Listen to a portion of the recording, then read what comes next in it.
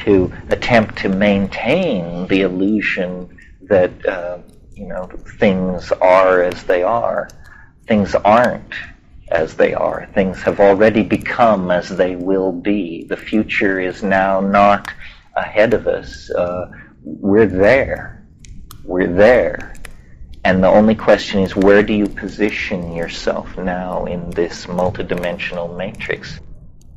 I mean, I really believe, I think I said last night, salvation through skepticism, hope through skepticism, because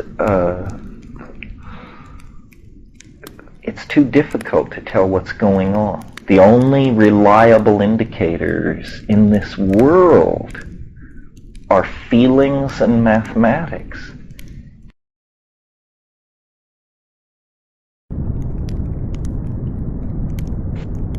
These extremely exotic fields, solid-state physics and nanotechnology and gene transplant and all this stuff, they feel individually that complete breakthrough in their own field lies just 18 months, 2 years, 3 years in the future. They can see their technological and research dreams converging.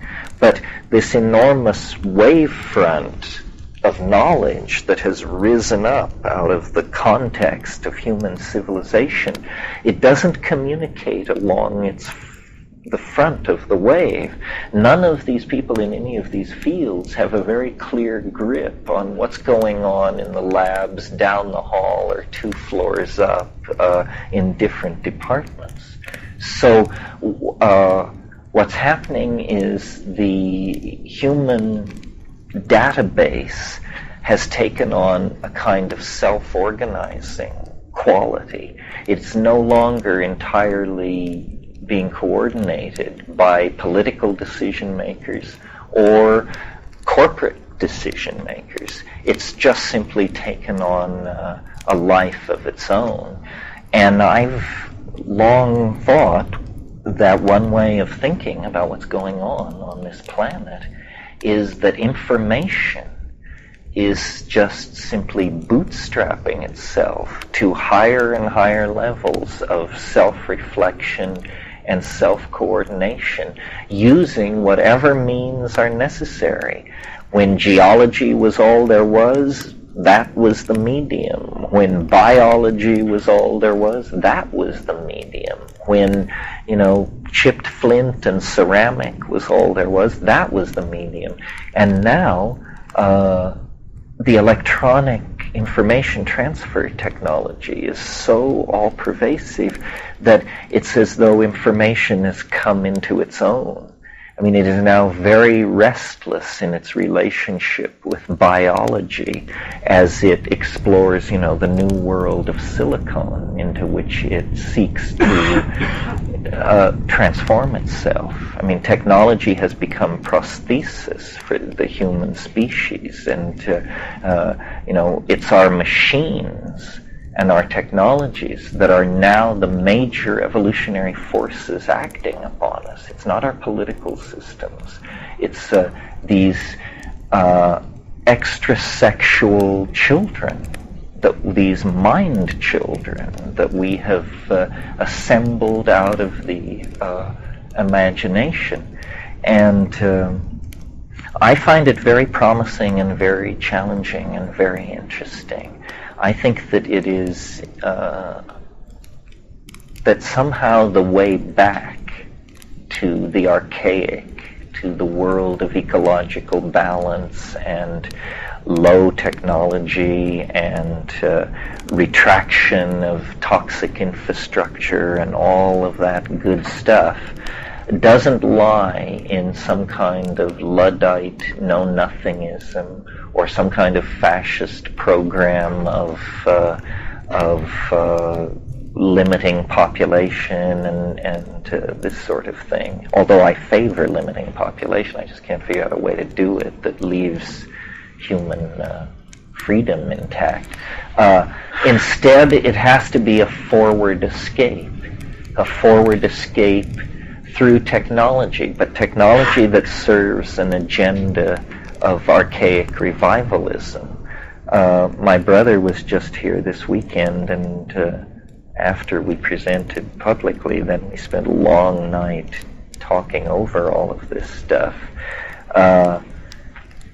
Between the spread of the information transfer technology, the internet and its promise of virtual reality soon to come, and biotechnology, which is literally taking apart the constituents of the living world and using them to produce all the drugs, all the foods, all the vitamins, all the nutritional supplements, and then many other solid-state materials. Between those two factors, and then nanotechnology, the technology of producing tiny machines made of diamond by the trillions, designed to do everything that nature does, so that cities can be grown like forests, and China can be fed out of matter compilers, and there is a complete break with the need with the agricultural cycle, so that the earth need no longer sustain the human population, and so then the human population, by breaking its reliance on the agricultural cycle, then you gain some political breathing room. All of this is coming very, very fast, and is largely unanticipated by the political managerial types. What it means to me personally, I think, in terms of my own ideas about the future, is that I can now see without too much sweat from here to the eschaton in 10 easy steps. I mean, it's perfectly clear that if novelty is intensifying and locally concentrating, that where it's probably headed is into cyberspace or some kind of virtual space, so that, long before 2012, the various ontologies of world religions will be peddled as theme parks in virtual space. And, you'll be hard-pressed to know whether you're in heaven or simply in heaven land, which is, a preview of heaven attainable by paying a $50 entrance fee at the turnstile. This is going to make it very difficult for all my predictions to be put in context, because they will be both true and untrue. Everything will come true in cyberspace. That's the whole idea. What cyberspace is, on one level, it's simply the human imagination vivified, hardwired.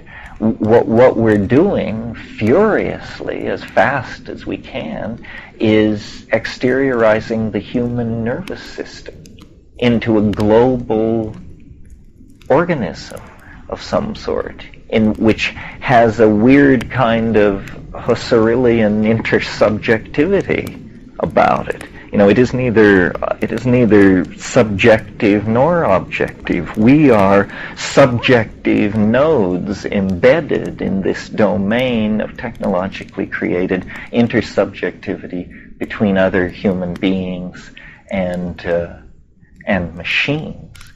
And what's happening is a lot of people are being left behind, or without even realizing it, or just opting out and saying, I can't handle it, it's too much to think about, I think I'll see what's on daytime TV, or I'll buy a newspaper, or I'll walk in the park, to attempt to maintain the illusion that, things are as they are. Things aren't as they are. Things have already become as they will be. The future is now not ahead of us. We're there. And the pie in this whole situation is that of artist-producer, and that it's very, very important to not consume this stuff, that the world is being divided into artists and marks, to people who are like somehow initiated into a higher level maturity about what the society is about and how it works. It's a kind of street smarts, actually. And then the poor souls who just take it all for granted, and actually are concerned about those families of Flight 800, the families, the agony of the families. People so harebrained as to buy horse shit like that are going to have a very, very hard time as the crap game of the future unfolds to its full fury. So I think it's very important for people to define themselves as artists and learn tools and understand just how the game is being played in this informational jungle that is being erected, because you will either have a plan or you will become part of somebody else's plan. And there are a million plans out there waiting to ensnare the clueless. So more than ever, it becomes necessary to have some kind of anchor into a real modality. And, it's too predictable for me to try and draw out the suspense. I mean, as far as I can tell, the only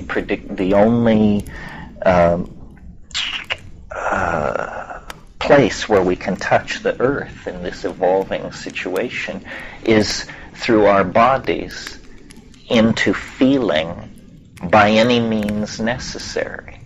And that would certainly include psychedelics. The two very interesting books that I've read in the past year, and maybe some of you have read them, one is Morris Berman's Coming to Our Senses, and the other is David Abrams' book, The Spell of the Sensuous. And both of these books are about feelings, essentially. And Whitehead, who I take as my mentor, created a mathematically formal metaphysic in which the primary datum of experience is feelings. I mean, that's a direct quote from Whitehead. The only thing you can trust at this point, and some of you have heard me say this before, is the felt presence of immediate experience, otherwise known as feelings, and mathematics. And mathematics is something that most of you have been denied in order to keep you marks. So all you have are feelings. And so it's very important to empower this dimension, which Husserl or Merleau-Ponty or somebody called the felt presence of immediate experience. Everything proceeds from that. Even thought is subsequent to feeling, and still more removed is any hypothesis about reality and any theory of morality and any theory of action and so forth and so on. And so, psychedelics, which have traditionally, I now think, played the role of deculturating people. I think the anthropologists got it slightly wrong. When you're taken out into the bushes and given some drug by the fellow members of your tribe, this is not that you are being made a full member of the society. It's that you were a full member of the society, and now what you're being shown is what's under the board, the tricks of the trade. You're being turned into not a full member of the society, but what my brother has called an extra-environmental. You're coming from outside. And this is a kind of maturity that many people never, not only never attain, it never enters their mind that such a state even exists. A state not of alienation exactly, but of ironical, sophisticated insight into the mechanisms of one's own culture and the cultural games that are being played. And, you know, this rap would have been applicable at any time that it made sense, certainly any time in the 20th century. But with the rise of these technologies and the acceleration of all this novelty, it becomes more and more important to anchor it in this archaic value pattern accessible through psychedelics. And I don't say this with a sense of urgency. I think it's happening. I don't think there's a problem. I'm just sharing with you how I see it going. The people who are running the internet at the developmental and cutting edge level are very psychedelic. I mean, the connections are not lost, whether it's consciously or unconsciously apprehended. Somehow it can be sensed that the whole countercultural thrust since the 60s has been coherently one thing. It's about boundary dissolution and connectivity and strange pictures in your head, whatever that means. So it's the psychedelic experience from being a clandestine experience, and now I'm speaking of Western culture in the 20th century, from being a clandestine experience of an individual or of a karass, is becoming the general model for the organization of global society. Whether anybody realizes it or not, this idea of all information in circulation, of a never-sleeping global mind with all, in a sense, what's happening is that the unconscious mind is a luxury the human species cannot afford at this point in our dilemma.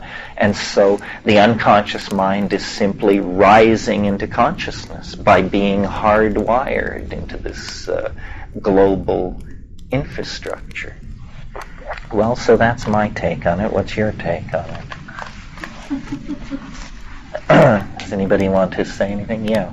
Well, I was wondering what this list of psychedelic plants was for, in terms of, are there differences in one's experience with these, and are there ones that are more or less readily grown in one's backyard or greenhouse? Oh yeah, well, it's in common. What do they do to us? It's a big issue. Yes, I mean, when I talk about psychedelics, I'm basically talking about alkaloids that occur in plant metabolism and have a history of human usage in Aboriginal shamanism. So that would be things like peyote, ayahuasca, mushrooms, certain snuffs, cannabis, datura, although daturas are not alkaloids. Or maybe they are, but the subfamily is tropane. Anyway, they're chemically different. The notion here is simply that there are a lot of problems with accessing altered states of consciousness, and many of these problems are artificially induced by frightened governments restricting access. So it's slowly dawned on people that these chemicals occur in most environments, in many plants, and with a little chemical strategy and a little cookery and a little shamanic strategy, out of most environments you can coax some kind of kick-ass consciousness-altering a plant or combination of plants, without resort to the local criminal syndicalists who may be prowling the streets. So it's sort of become a I don't know, I don't want to demean it, but a fad, a hobby, an avocation of people to grow these plants. If you want me to recommend one that might get you off, not kill you, and keep you out of jail, well, the one that we're all very interested in at the moment is Salvia divinorum. Salvia divinorum is a plant that for years was carried in the psychedelic literature as possibly hallucinogenic, but nobody could get off on it. It's a mint that grows in the mountains of Mexico. And then a few years ago, an anthropologist, Brett Blosser, some of you probably know Brett, he's been to Esalen, he was studying these Mazatec Indians and finally just put it to them, and they took him off in the bushes and, got him so loaded that he was raving about it. So then the chemists moved in. The chemists had visited the situation before, but with a simple alkaloid test. You have this thing called Dragendorf's reagent, and you mash it up with a plant, and if it turns color, it's got alkaloids. Well, you do this in the field. Well, they had tested Salvia divinorum, and it was negative for alkaloids, so having never encountered a psychedelic that wasn't an alkaloid, they felt confident in rejecting it. Once these reports began to come in, they went back through, and in fact it was an underground chemist. I'm not sure he wants his name stated, but anyway, again, someone a frequent visitor to Esalen. And he went back and with quite simple procedures, lo and behold, out comes a crystalline white powder. And he, following the famous example of Albert Hoffman with LSD, that you should start 100 times smaller than you think is where the action is, he smoked 1 milligram, 1,000 mics.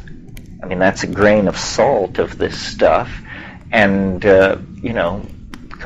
completely lost it. And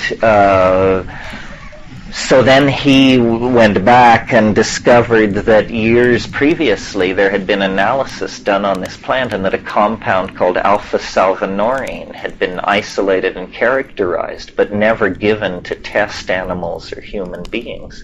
So he sent for a chromatographic standard of this compound, and immediately smoked it up upon arrival. And it did exactly what the stuff he'd gotten out of the plant had done to him. So then he knew that the compound in the plant was alpha-salvinorin, a diterpene, a compound in a chemical family previously unknown to contain psychoactive material. And word spread, and people smoke this, roll bombers out of the dried leaves, put quids of the fresh leaves in their mouths, and then in some vanishingly small few cases of the truly intrepid, people have extracted the stuff to crystal and smoked it. I don't urge you to do that. I mean, 500 micrograms of this stuff. This is the first compound found in nature active at that range. I mean, LSD is active at 500 micrograms, but it was thought for decades to be the only drug active at that range. I mean, I think somebody once said to me, you want to know what a human being getting loaded on 500 micrograms of LSD is like? He said, that's like one red ant ripping apart the Empire State Building in 40 minutes. I mean, it's dramatic that such a little bit of material can do what it does. Well, this stuff in Salvia divinorum is in the ballpark, definitely. And, DMT test pilots return white-knuckled and ashen from whatever it is that lies on the other side of this stuff. As a plant, the good news is it's easy to grow. It's easy to grow enough to take. It's not illegal. It is not illegal to grow, extract, transport, advocate, use in therapy. It's just simply not illegal in any way. It'll be very interesting to see how the establishment handles this particular compound, because this is not the 1960s when you can just, the way the drug laws are written, for something to be made illegal at the pleasure of the Attorney General or someone like that, it has to be a structural near relative of an already illegal compound. And this isn't. This isn't. So the only way this stuff could be made illegal is for scientific evidence to be brought into court that there's something wrong with it. And causing hallucinations at this point, I don't think is enough. There has to be some physical toxicity or some demonstrable public health problem, or this will probably get through.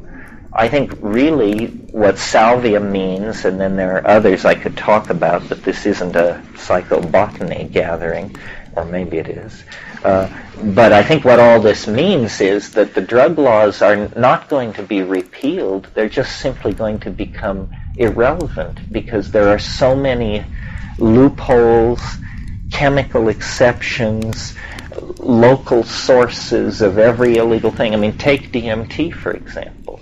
DMT is a Schedule I drug, heavily controlled, but since all those laws were passed, it's come to be realized that every human being has it in them. Well, so you're holding.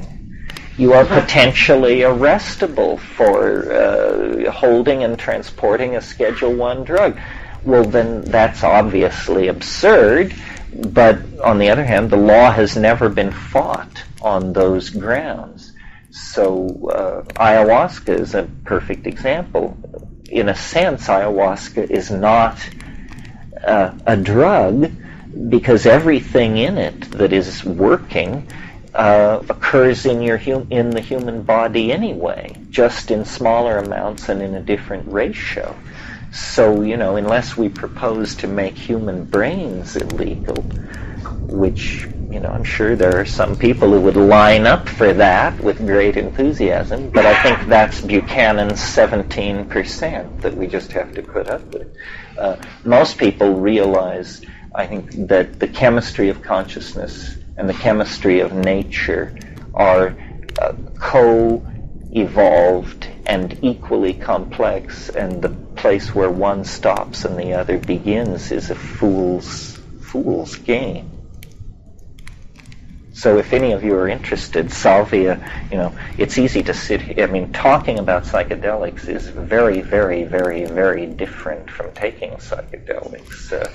It's all very well to listen to me spiel my spiel, but the most important thing you could possibly do is actually somehow contort the contents of this evening to the point where it got you loaded.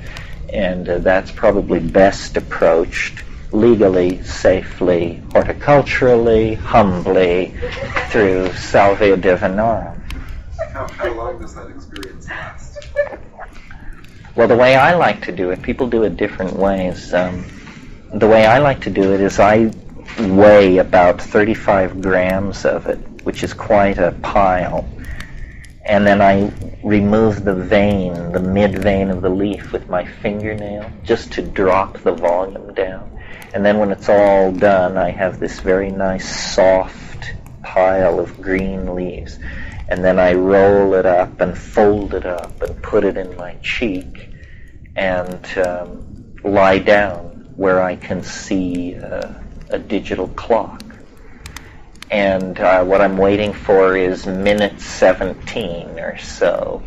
And right around then, you get visual streaming. purple and chartreuse blobs of light floating past your eyes.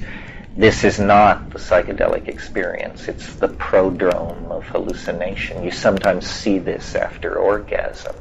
But in the case of the salvia thing, after 2 or 3 minutes of this, it doesn't go away. Instead, it, moves on to the next level. And this is extremely peculiar, plastic, stretching, folding, machine-like hallucinations. It reminds me, some of you may know, Salvador Dali's painting, Ode to the Revolution No. 5, soft construction in baked beans. Do you know that painting? Well, yes, it's like that, and you sort of feel like that. And the hallucinations are very bright. They are not like what I always think when it's happening is, my God, I can't believe this stuff is legal. It actually is working. It's not like it's almost working or sort of working or any of these, with these other horrible legal things. This one works. It works. And it works enough that you actually reach a place with it where you wonder if it's not going to work too much, which tells you just how good it is. Of course, at that point, you're probably at the top of the mountain, just as you begin to have anxiety about, well, how strange will this be? You're probably coming around the corner. And then you come down in about 45 minutes and go to sleep. Total time being? An hour. Rather interesting hour. If it didn't taste so bad, I could do it 3 nights a week. In other words, and yet it's I don't know exactly how to explain it. It is absolutely satisfying and very powerful, but it doesn't seem, at that dose, it doesn't seem like it could become a wild horse. At higher doses, the stories begin to get harder to map.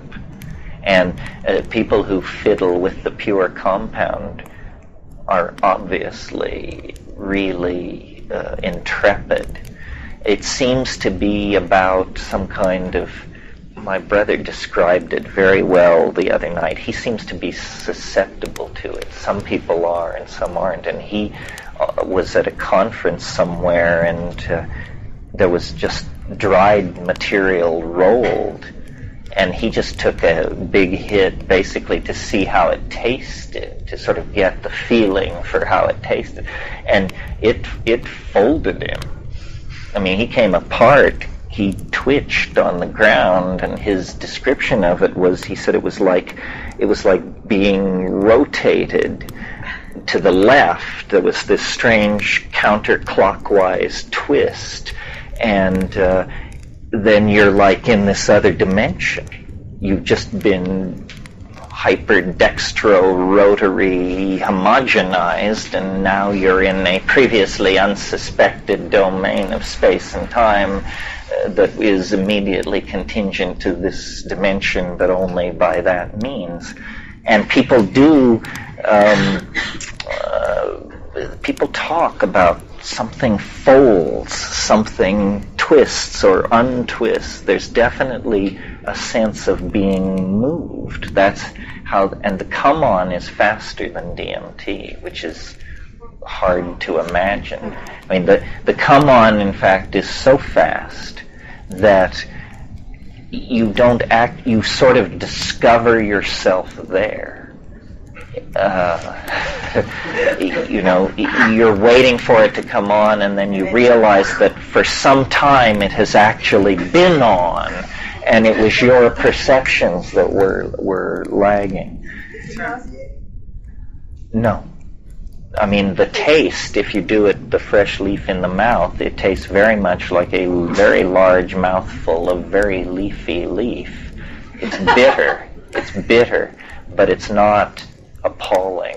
It's just bitter. One could probably get used to it, After the 17 minutes, do you spit it out or you keep it in your mind? Well, I used to tell people to spit it out at minute 17, and then some people couldn't, there were complaints. And so now what I tell people is keep it in your mouth until it works. But unless you're a hard case, somewhere between 15 and 20 minutes, it's going to find you. Yeah. Two things. One, going back, is where do you see technology? Do you see technology playing a game with the altered state of consciousness, or reading about superstring theory and probabilities, etc., and listening to you, I can't help but make this connection of these altered states being shifted into just a slightly less probable place than us being here now. And what is your take on that? Well, first of all, how technology relates to altered states. On a trivial level, not trivial, but on a obvious level, I guess. It's really knitted the community together. I mean, the internet empowers all marginalia, and God knows we're marginal. So the fact that there are these conferences and email lists where people feel free to say anything and to pass on all kinds of botanical, chemical, shamanic information means nobody need now get into trouble through ignorance, because there are vast FAQ files on the net, and if you've gotten some DMT and you're wondering what it does, there's an afternoon's worth of reading on the internet. Gracie and Zarkov take a trip, McKenna meets the basketballs, and on and on and on. So that's very important. But as I said, somewhat pedestrian. The thing that excites me about these informational technologies is I think we're going to be able to use virtual reality to show each other the insides of our own heads. And that this has never been possible. I mean, we know each other by our surfaces and our symbols. We make small mouth noises and we assume we share the same dictionary. And by such rickety infrastructure as this, we build community and understanding. But if everybody worked on the mansion of their soul in cyberspace, and you could invite people in and say, you want to know who I am? I'm not this 6'2" piece of meat. That's not it. Here's what it is. Here's my hopes, my dreams, my fears, my past accomplishments, my unfinished projects, my catastrophes. An incredible amount of intimacy, and hence mutual appreciation and empathy. So I think that the whole thing is bandwidth. Bandwidth simply means on one level it means the speed at which information is moved from one point to another, but in experiential terms what bandwidth means is how deep the image is. A telephone call is very low bandwidth. A television-assisted telephone call is higher bandwidth. And as we expand bandwidth between each other, we will dissolve our differences. I mean, this is my faith. I think it's amazing that we've built a global civilization in an environment of 4,000 languages, and no better mode of communication than small mouth noises and their electronic equivalents. And so we're about to take an enormous leap toward understanding each other. What we will understand, I don't know. A friend of mine who was somewhat speaking ironically, but I think he meant it, said all decadence is finding out what the neighbors are really doing. That what society is an elaborate structure to keep us believing certain things about each other, which are in fact not true. And that when we find out they're not true, then we're going to have to deal with that. Imagining what these truths might be is food for thought, certainly. So virtual reality, will show each other the inside of our heads and our dreams, and then my own private obsession. I hope we can see simulations of psychedelic states. I mean, this is where all this graphics creativity and three-dimensional graphics power, and because anybody who has taken psychedelics much at all knows that there are realms of beauty in there, more astonishing than the Sistine Chapel or, I don't know, Angel Falls for that matter. I mean, the most beautiful things in the universe are inside the human mind. And, I was trained at one point as an art historian, and if art is the effort to get those mental objects into the shared world of social space, then art has a lot of catching up to do. I mean, the very best art has been very halting. You discover more art in your own head than the entire canon of Western art since the Renaissance. And who are we? Just ordinary people. So it will be immensely empowering. The question about superstring theory, I don't claim to understand it. I also suspect that fashion now rules the physics department, and it's all changing so quickly. Physics has for 200 years or 150 years, physics was the paradigmatic science. All sciences aspired to be as scientific as physics, because often in physics, theory and experimentally derived values will agree with each other out to 5 or 6 decimal points of measurement. Well, God, in sociology, if you get within 10%, you hail yourself as rigorous.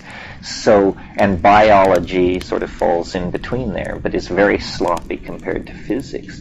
But physics is, once they pushed beyond the Hamiltonian model of the atom and into the domain of the quanta, the phenomena that are encountered are so counterintuitive that nobody knows exactly how to interpret it. I mean, the people who actually do the work of quantum physics on a daily basis work in a pure mathematical language and actually make a considerable effort not to try and think about what does this mean in English, because it means stuff so crazy that you can't even, that it's just so counterintuitive. I mean, for instance, a month ago in Science News they reported what was it, a beryllium atom that they were able to excite into this peculiar quantum state where, as far as any test they could tell, it was in 2 places at one time.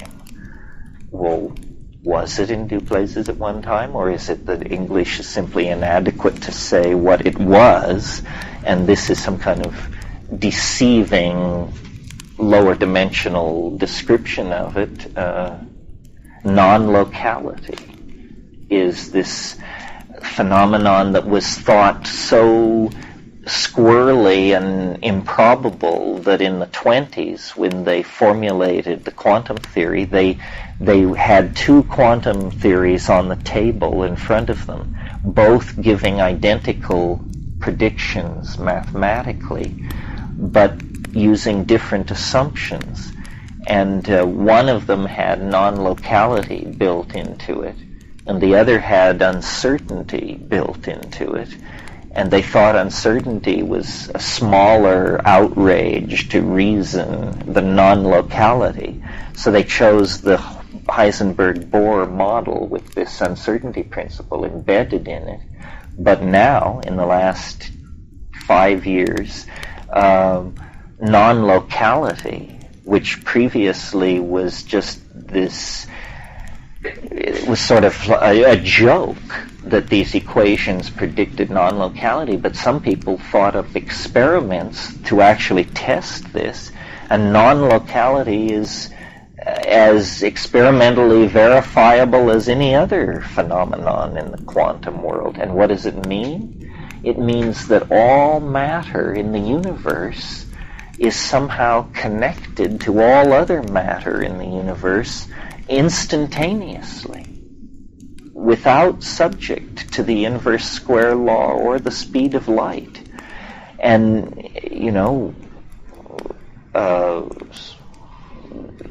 this essentially vindicates mysticism, which has been at loggerheads with the enterprise of Western science since it began.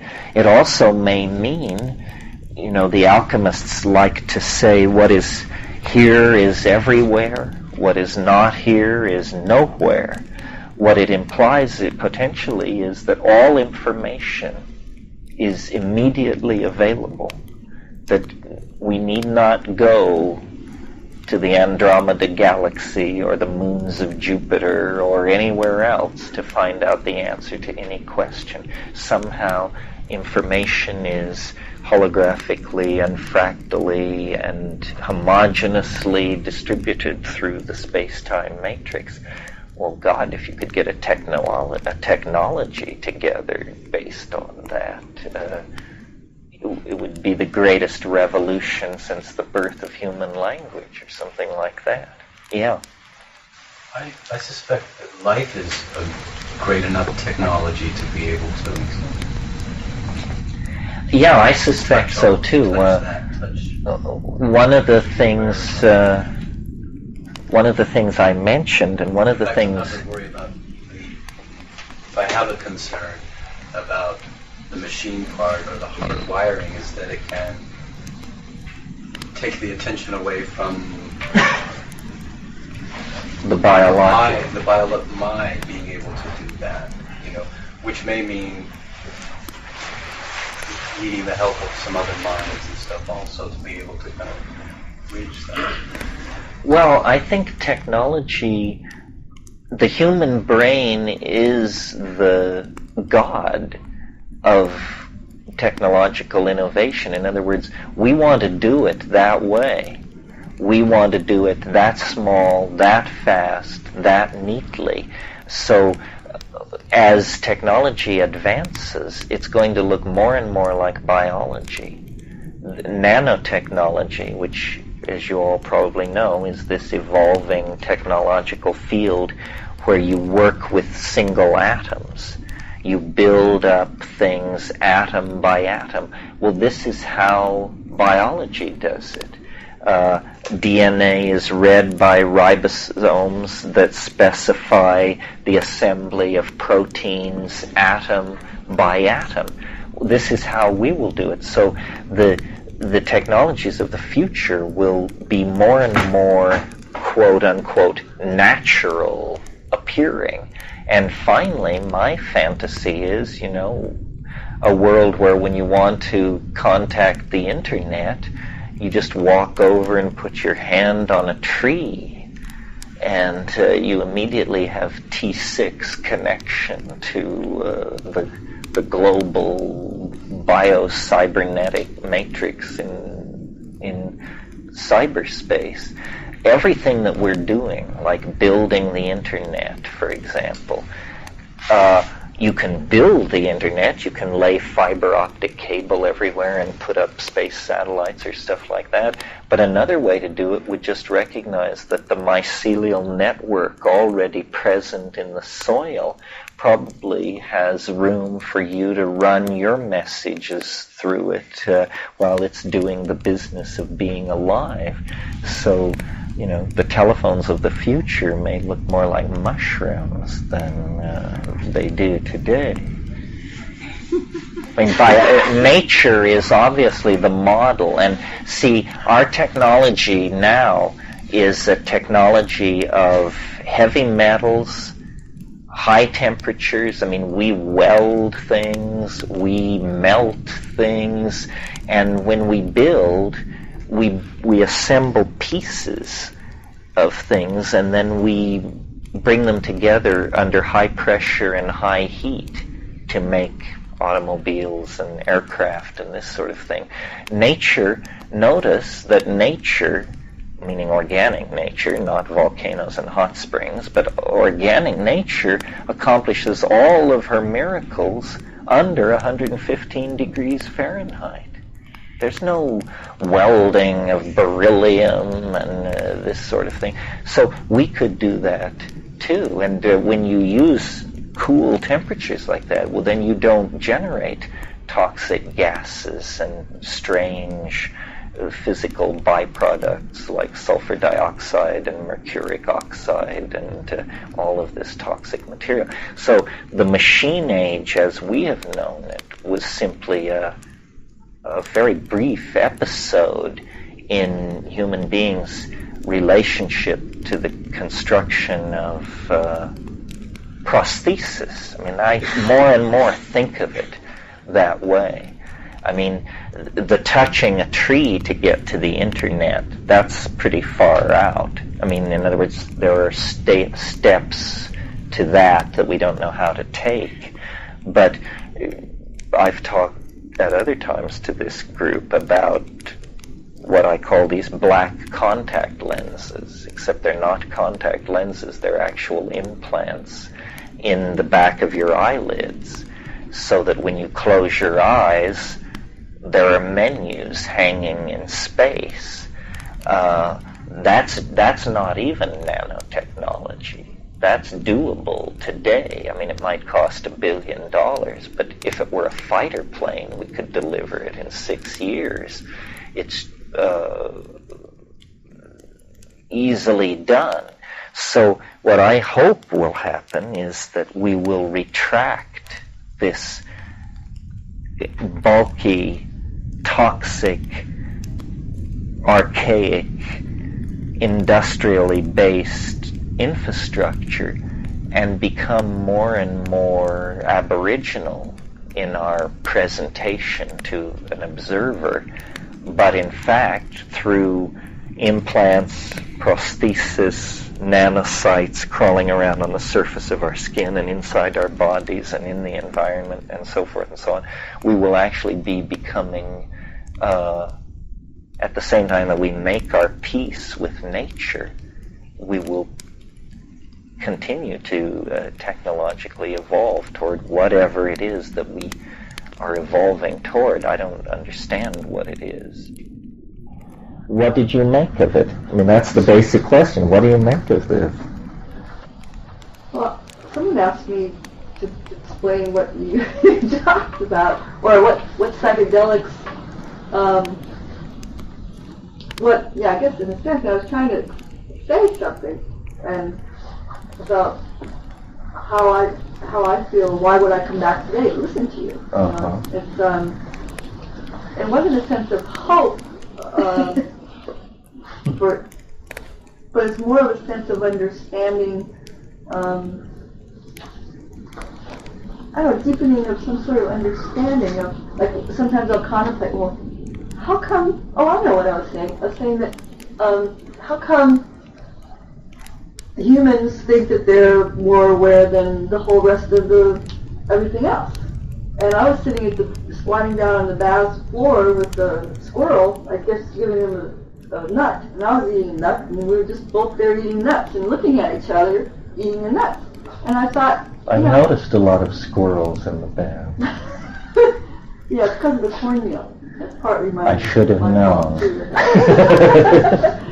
But it's like I felt like we were just sitting there eating nuts together, and we're on the same level. And we were, like, I was raising my eyebrows, going, "Good nuts," you know. And the squirrel was like doing this thing with his jaw. I guess it doesn't have eyebrows. kind of answering back. And my thought was, well, the whole part of like psychedelics is you start to feel like you're in oneness with all the other atoms around, whether it's a tree or rock or another human being or an animal or whatever, and it's that feeling of oneness that rather than that thinking, oh, I'm more conscious than anybody, all the other animals on the planet, that you go, aha, and you feel really good about. And that's kind of that feeling with psychedelics is you feel more connected with everything. And so in a sense, all of a sudden I thought, well, maybe this is a flip back. Now we take psychedelics and we feel the separation of, oh yes, I'm more of higher consciousness rather than the original, which was the union with everything. So, well, one of the things my brother mentioned this weekend to me was the idea that maybe we could come to a place where every eye that looks out at nature had intelligence behind it. And the concept of human intelligence, that dead song, "You Are the Eyes of the World," if we could somehow disperse intelligence into nature. I mean, maybe this is what the human mission is to bring intelligence into focus and then somehow give it back and awaken the natural world. Not to say that it isn't awakened, who can presume to know? One of the nice things about being in Manhattan is you never have to worry that you're the smartest person in the room, because you never are. In other places you might be able to get this together through intense social management, but there it fails. Sort of like being in a rainforest in that sense. I was intrigued with some of the things you mentioned in passing, like seeds from which cities would grow, and wanted to know where I could learn more about those ideas. That's pretty out there. Well, visit Eric Drexler's webpage or read his book, The Engines of Creation. This idea that the O's, which we talked about last night, were bio, techno, nano. I don't think we talked about fungo, but we certainly could. SpaghettiOs, Cheerios. Nanotechnology is moving so quickly, not because the army wants it or capitalism wants it. It's moving so quickly because all the best people refuse to work on anything else simply because it's so cool. And why you should have 10,000 steam engines on a 1 centimeter chip, and what can you do with a steam engine that produces 1/10,000th of a millinewton of force and costs, 0.0 mil to produce? It remains to be seen. I mean, it's an entirely different way of thinking about what machines are. I mean, not only, as I talked about last night, getting away from toxic high temperatures, but just the power over matter that represents is some kind of arrival at the end of a long technological road that we've been pursuing since the first flint was chipped, maybe 500,000 years ago. The holy grail of nanotechnology is this thing called a matter compiler. And a matter compiler does to matter what an SGI indigo does to graphic images. In other words, anything you can imagine. And it builds three-dimensional objects essentially out of air, out of mud, out of slurry, seafloor, some rich, heavy metal rich slurry of material is coming into this thing, and out of it are coming sewing machines, mandarin oranges, bicycles, electronic components, SpaghettiOs, and in Neil Stephenson's novel, The Diamond Age, rice. they're feeding China out of matter compilers. That's what I referred to last night when I said how revolutionary it would be to break the human agricultural cycle, and what a relief this might be for the earth if we didn't have to produce our food by agricultural methods. Vast amounts of the earth could be reclaimed or turned fallow. There have been revolutions like this before that have forestalled human and ecological catastrophe. For example, cities themselves, the decision of human beings about 10,000 years ago to aggregate very tightly into fixed settlements, it probably gave the earth a great deal of breathing room for a long time. If we had continued with our system of nomadic pastoralism, it required thousands and thousands of square miles to support very small populations. So, in a sense, there have been in the past episodes where we took steps to slow our impact on the environment. One of the funny things that emerges out of nanotechnology, from my point of view, is, I'm very gung-ho for the idea that there isn't much time left, and that 2012 represents this huge phase shift, and it's only now 16 years away. But a funny thing, with nanotechnology, you can stretch time by a factor of 1,000,000. Even though 2012 is only 16 years away, with the correct technological approach, we can forestall it forever by simply scaling down,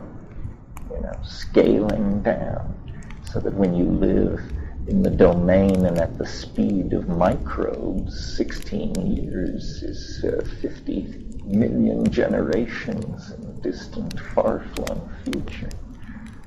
It's weird how time is plastic and subject to scale in that way.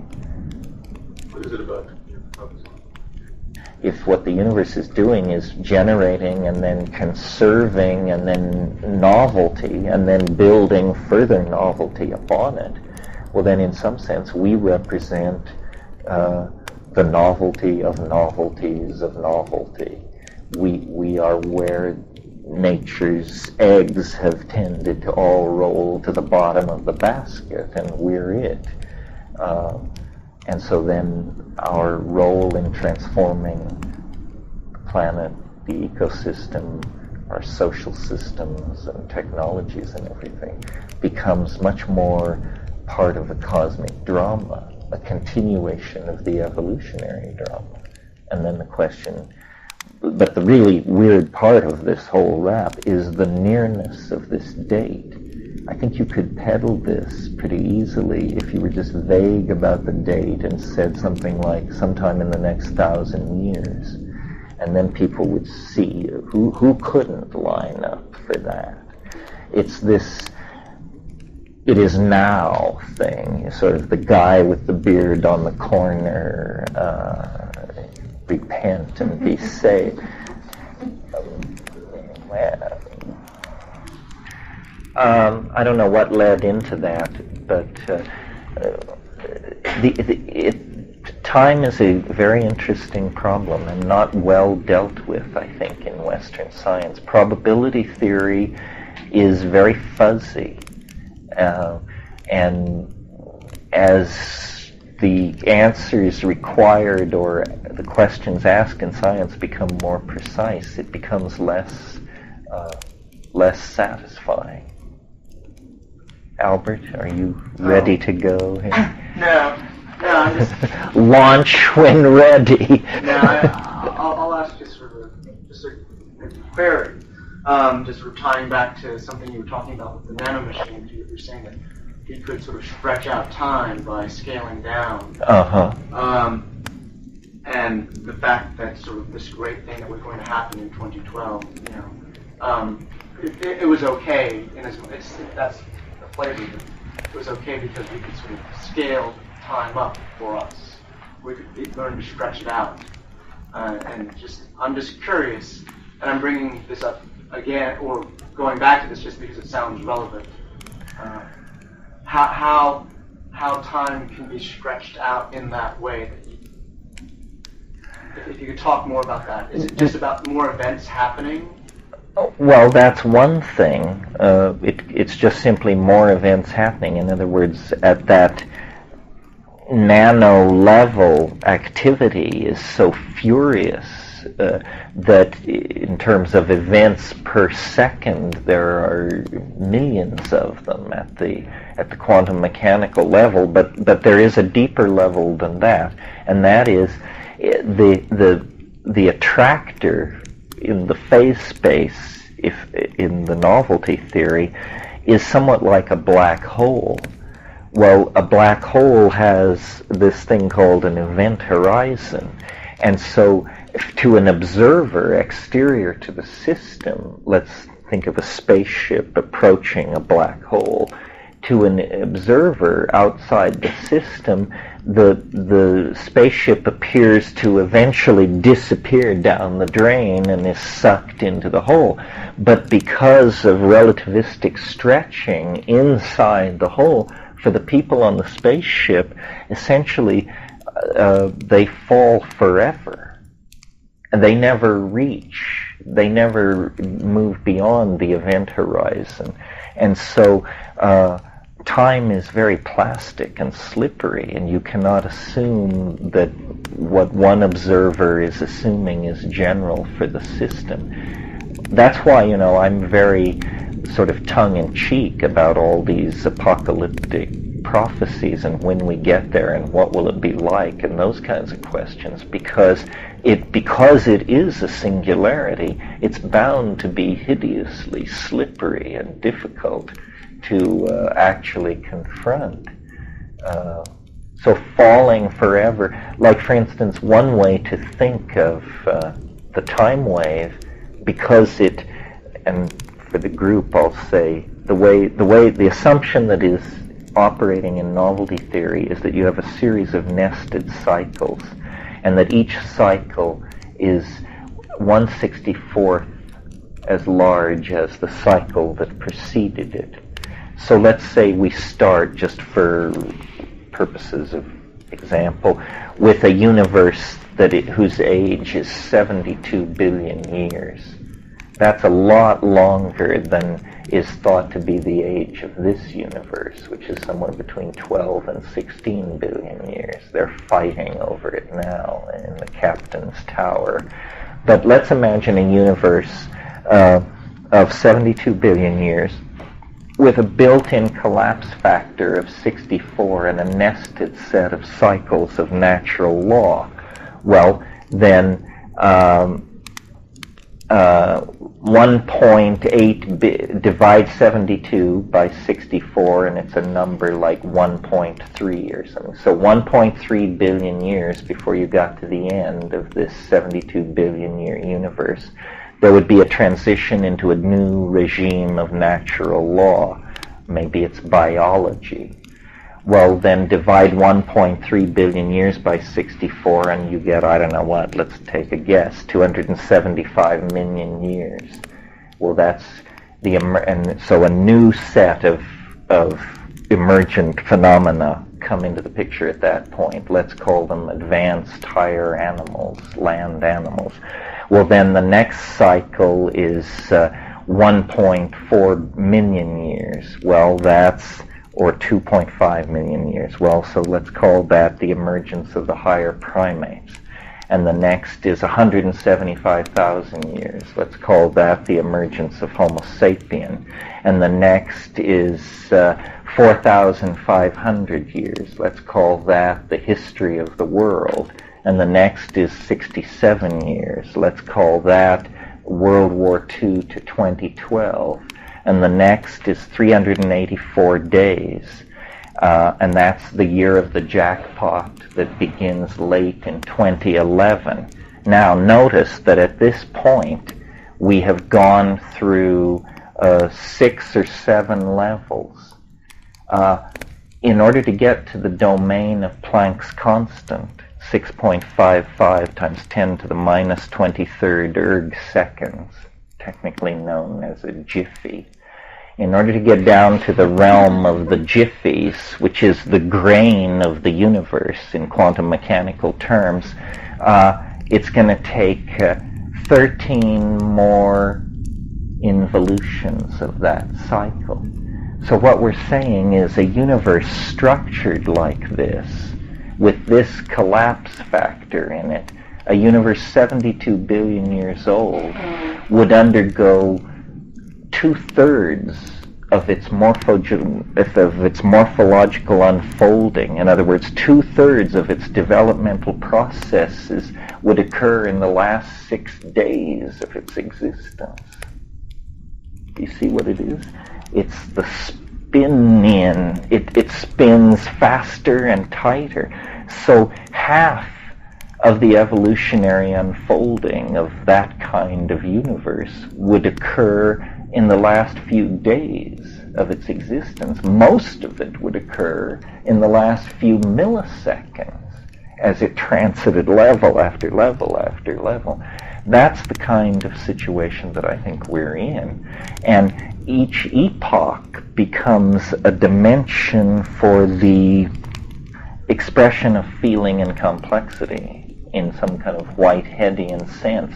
Each one of these is, in and of itself, a universe of feeling and intentionality in the history of the universe as it makes its way toward the point singularity where all things are cotangent and all limitations are overcome. So trying to feel where we are in that process, saying there are only 16 years left is one way of thinking of it. Another way of thinking of it is that the universe still has 2/3 of all of its development ahead of it in the future. Does that address your thing? Yeah, no, that's helpful. Thank you. I'm curious if you have any ideas about what happens at that singularity. I mean, does time lose meaning? Is it just kind of like asking the question, where's the point south of the South Pole? Yeah, I mean, I'm just curious what happens to time at that point. Is there something like 2013, or are we just sort of in a, I mean, what I guess I could imagine is that just because, I mean, I'm just... Well, it seems to me what happens is that this cotangentiality phenomenon is happening now. In other words, what's happening is that three-dimensional space and time is becoming more and more connected. Everything is becoming more connected. Well then, so the logical extrapolation of that process is that you will approach a point in time where everything is connected to everything else. Well, so then the question becomes, or the question that's being asked is, what happens after that? And I think the answer is that the process of connectivity somehow bursts out of the dimensional confinement, and then you get an entry into hyperspace, whatever that means. In other words, the information has filled the system, and somehow then it bursts the bounds of the system in some kind of, a Gödelian explosion of some sort. And then it begins to define itself in a higher dimension. And life, we see that nature does this. We just can hardly imagine what it is like to experience it, and what it is like in a regime of conscious intelligence. One thing that I've thought about, trying to imagine all this happening without, the direct descent of God Almighty into the stream of history and such imponderable and difficult to picture scenarios as that, is there something that could arise out of us which would fulfill this, and somehow everybody could say, yeah, well, they were right and that did happen, but nevertheless we can still have sausage for breakfast. Well, one thing that I've thought of, and I've talked in these groups about it a little bit, is what the vicissitudes of the wave seem to describe most accurately when all the shouting is done is technological and intellectual advance. And so is it possible that this bursting out of the Newtonian three-dimensional space-time continuum could be a technological breakout? And it could take the form of a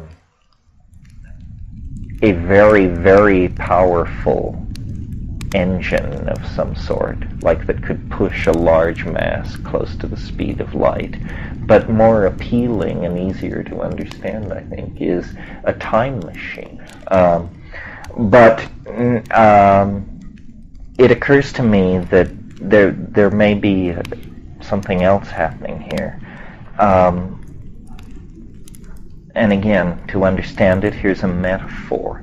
Notice that we live in an extremely high-tech world with the internet and potential AIDS vaccines and interplanetary probes and all that. But some people in this world are bare-ass naked in the rainforest trying to decide if they're going to go with boats, which they've been observing and have now decided are here to stay. Well, if you ask the question, who's influencing who, clearly we have an overwhelming influence on these rainforest people. Their lifestyles are crumbling under an onslaught of transistor radios, packaged food, pornography, blah, blah, blah. Meanwhile, I don't see anything happening around here except maybe an occasional shaman is brought through that indicates that they're having much of an impact on us. Well, so imagine if it were possible to have a technology of time travel. I think that what would happen in that case is that what one would think of as time travel would instead turn into a technology for causing the rest of history to happen instantly. In other words, to avoid all of these paradoxes, you would initiate, the temporal equivalent of a chain reaction. And the rest of history would just unravel on the reel very quickly, so that the most technologically advanced state would spread backward through the temporal medium in the same way that the most advanced cultural state in the world today is spreading through the spatial medium of the planetary geography. Do you see what I mean? It's a kind of a God whistle. You think you're building a time machine, but what you discover the moment you turn the time machine on is that you have brought the final evolutionary achievement of the universe appears right on your front step in the next millisecond. Yeah. We were talking about dissipative structures before, and how I understood it is that you're taking like negative entropy in it, more structure, but you give waste out all the time too. And if you see the globe or like all the human societies on the earth like a dissipative structure, there needs to be the waste somewhere. And you need to create a distance between these structured systems and the waste somewhere around. And I wonder how you put that together with your theory of time or of novelty. Well, the entire planetary environment is an open system because it's being run off extraterrestrial energy delivered by the sun. If it weren't for the sun, the Earth would quickly go into crisis. There is no problem with the generation of waste as long as the generation of waste cycle doesn't exceed the capacity of the system to absorb it. And this is our problem. Not that we produce waste, but that we produce it too fast. One of the things my brother pointed out was if you really believe nanotechnology is coming, then the shrewdest investment that you can make are landfills, because landfills are filled with metal, glass, plastic, rare elements, rare chemicals, all these things which these little nanocytes, these flea-sized and smaller robots, are going to go after. I mean, those will be the great mining and extraction sites of the future, quite logically, because you'll be using all of that material. It's already in a highly refined state. In fact, the great thing about nanotechnology is because these machines are so small, the current standing crop of metals presently on the Earth is probably enough for the rest of human history. If it's a nanotechnological history, there would be no need to extract more gold, more platinum, more iridium. We have enough for nanotechnological purposes, probably by orders of magnitude. We have enough. The point, see, the goal is to take nature as the model and to say, okay, we want to build things. Well, who's been building longest? Nature. Who's been building most efficiently? Nature. Who's been building with the least toxic output and so forth, so on? Nature, nature, nature. So we are builders. So let us learn then from the master builder. And of course, until we can do it perfectly, we will do it imperfectly.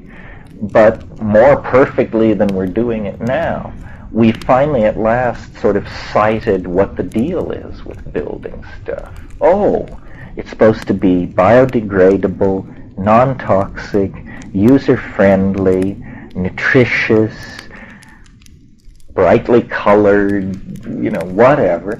And so the way nature does it is atom by atom, and using, molecular long-chain polymers with molecular transcription to run through ribosomes which read these things. I mean, as you descend into the molecular and the submolecular realm, it becomes startlingly machine-like. I mean, nature is the perfect machine. There is no difference. Our machines are hideous and, run at high temperatures, are toxic. That's part of the question I have is, nature's already made, like, you put this little seed in the ground and it turns into a huge tree, and how can we improve on that? It seems like it's already a perfect system that's been developed. Well, it is a perfect system developed for the ecosystem in which it inserts itself. I mean, it's a product of evolution. We, by being minded, we can use the techniques of nature to serve the design agendas of culture or of human society. That's the difference. I mean, really, my vision is of a partnership. I think that I talked last night about what I called the forward escape, where there's no way back to simplicity, not without slaughtering 4 out of all 5 people. Even 1 billion people is too much. There's no way back to the simplicity that we once knew, but there may be a way forward to the simplicity that we once knew. But we have to become fully responsible and entirely capable, not half responsible and half capable, which is the present situation.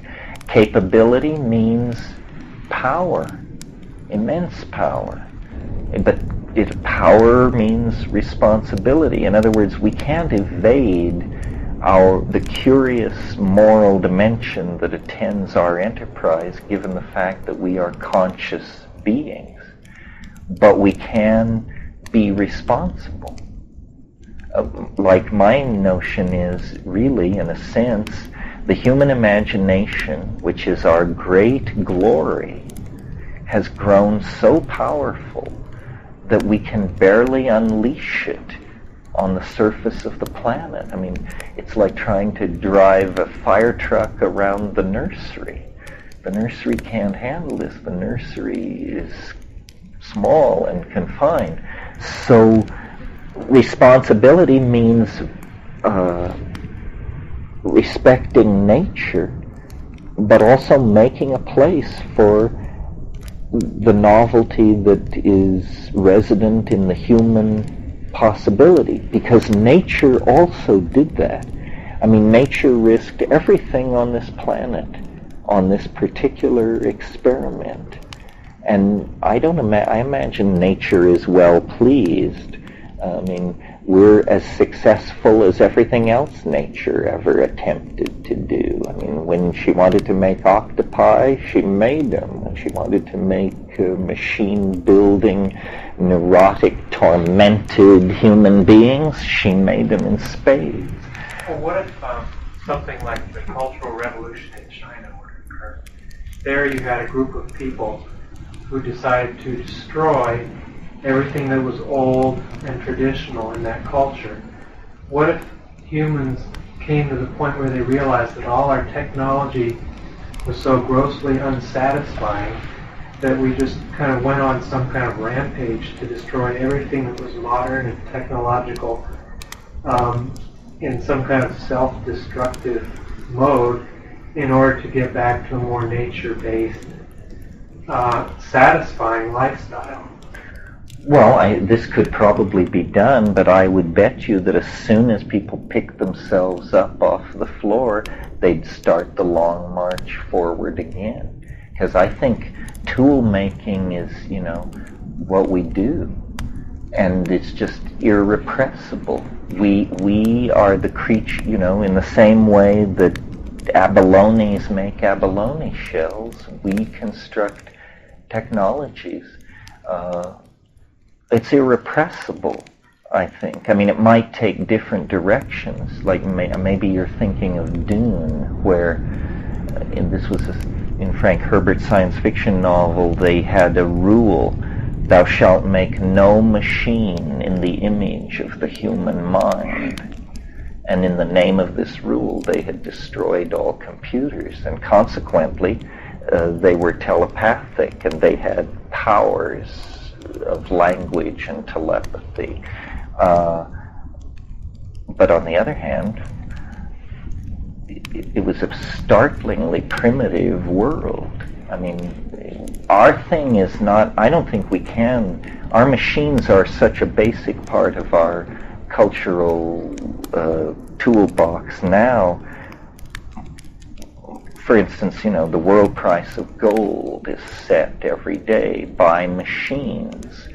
The decisions as to how much titanium and silver should be extracted from mines to enter the pipeline of the manufacturing process, this is all determined by machines. Now in Silicon Valley, when they want to design a chip with to meet certain engineering specifications, they don't design the architecture of the chip. They tell machines what they want the chip to do, and machines actually make the design decisions. So, but I don't find this horrifying at all. I mean, I remember in the 50s, one of the fantasies was that in the future, we would live in a world run by machines.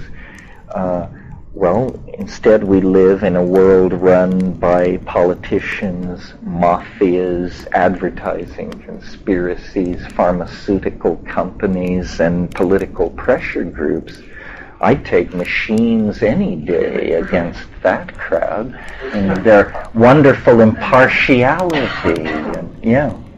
I mean, when listening, that's the question I ask myself: is this radical change of psychology with the power base, with our concept of what power is, our egos hanging on. Is it the return to this pre-ego state with a technology to assist us? In a sense, I think it is, because I think you're right, that power has always before meant ideology. the Christians had the power, or the Marxists had the power, or the Nazis, or the communists. Now, I feel like we have come to the end of ideology, that the bankruptcy of ideology is displayed for all to see, and that the business of government and destiny, which used to be in the hands of ideologues, has moved over into the hands of managers. And it's all become rather humdrum. It's all about, will the investment policies support the health care promises made to the population? Will the production of drugs meet the demands created by the ebb and flow of epidemic diseases? It's all about management.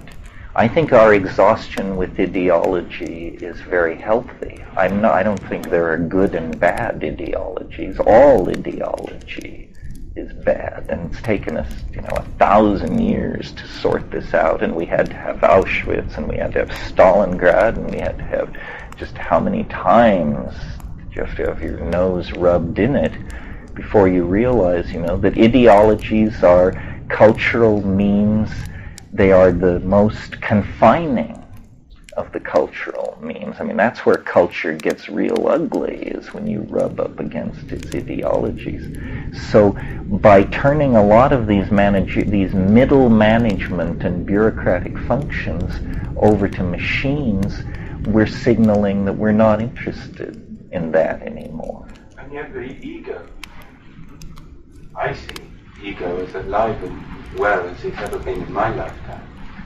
Well, ego is not the same thing as ideology. I agree with you. What we now have, and this is this question that keeps coming up in so many different forms, what we now have is the freedom which attends decadence, or the decadence which attends freedom.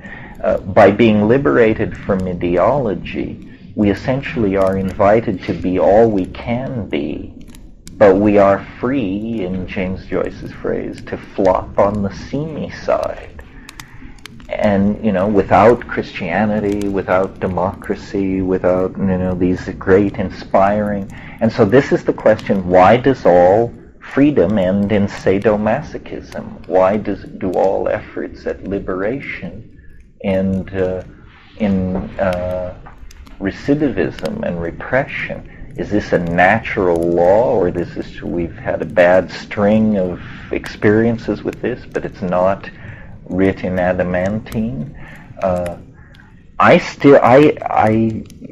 me, it's an issue of, are we afraid of ourselves?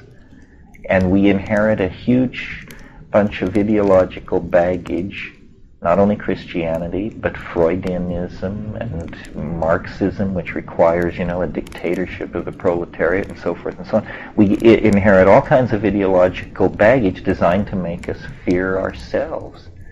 I mean, what is held against any theory of excess freedom is that it will bring chaos and anarchy. Well, this may be precisely what the doctor ordered. Beyond ideology lies chaos and anarchy. The fact that the internet is so chaotic is, I think, its great charm. It seems like a frontier, no law west of the modem yet, and hopefully not for a while.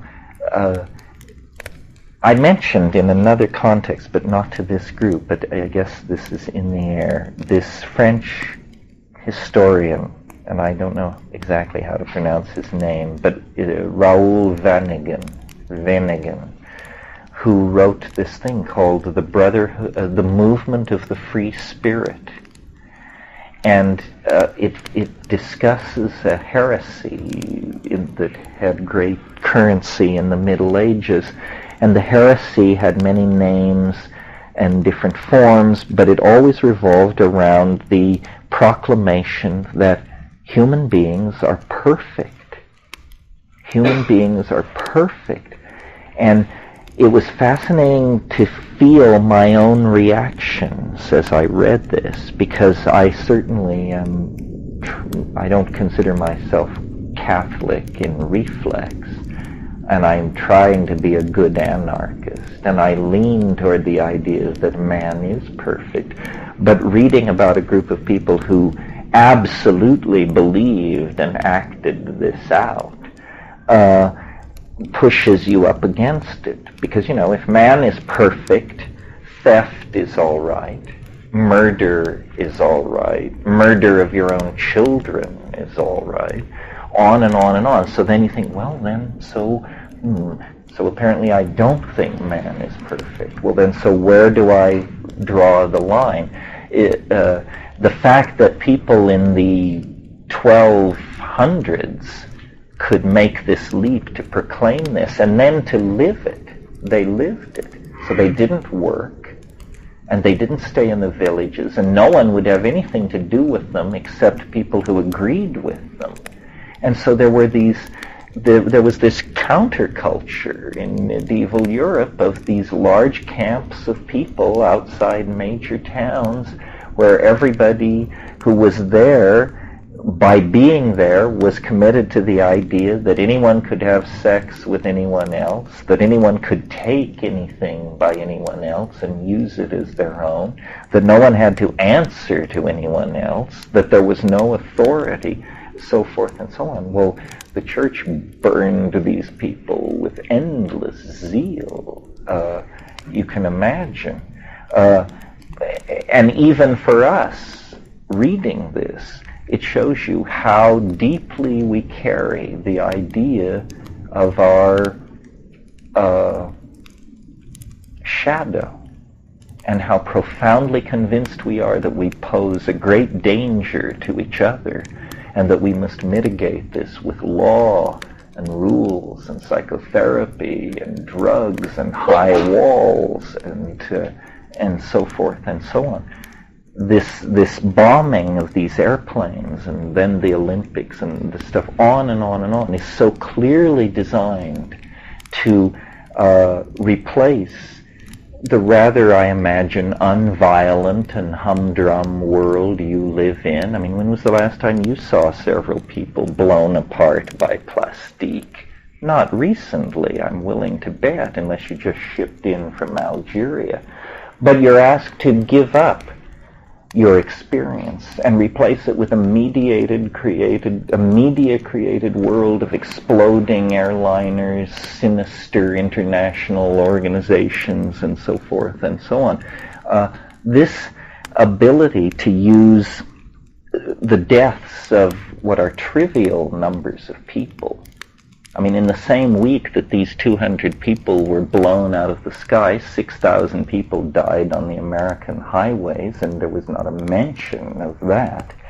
So the exaggerated focus on certain situations and the deaths of certain designated high-profile groups of people permits an incredible paranoia and an incredible erosion of any effort to create community. These are decisions not made by machines. Machines would never act with so deep an insight into human psychology.